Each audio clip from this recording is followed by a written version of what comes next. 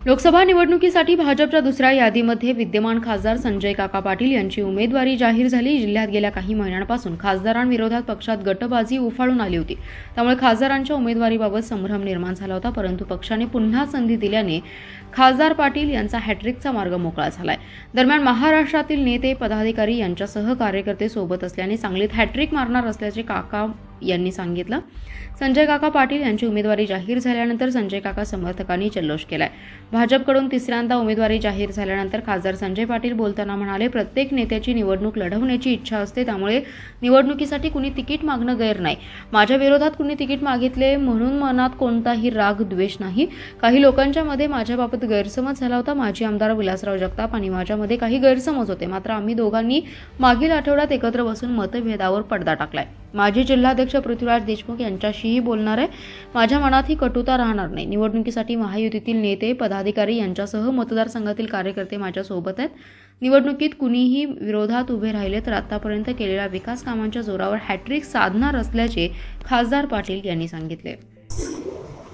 देशाचे प्रधानमंत्री आदरणीय मोदी साहेब, अमित भाई, नड्डाजी,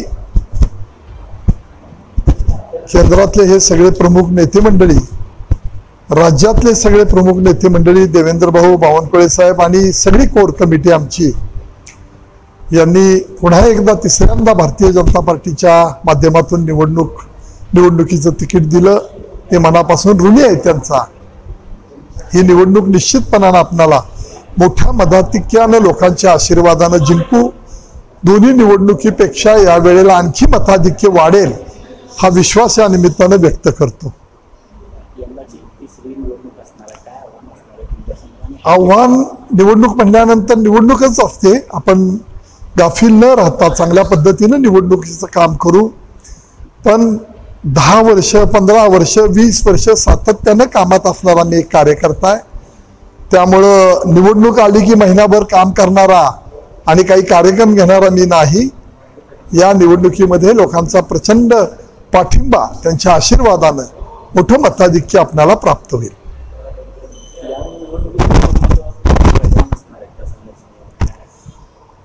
एक 2 दिवसापूर्वी मी टीव्हीवर पाहिलं, चंद्रहार पाटील उद्धव ठाकरेंच्या शिवसेनेमध्ये गेले।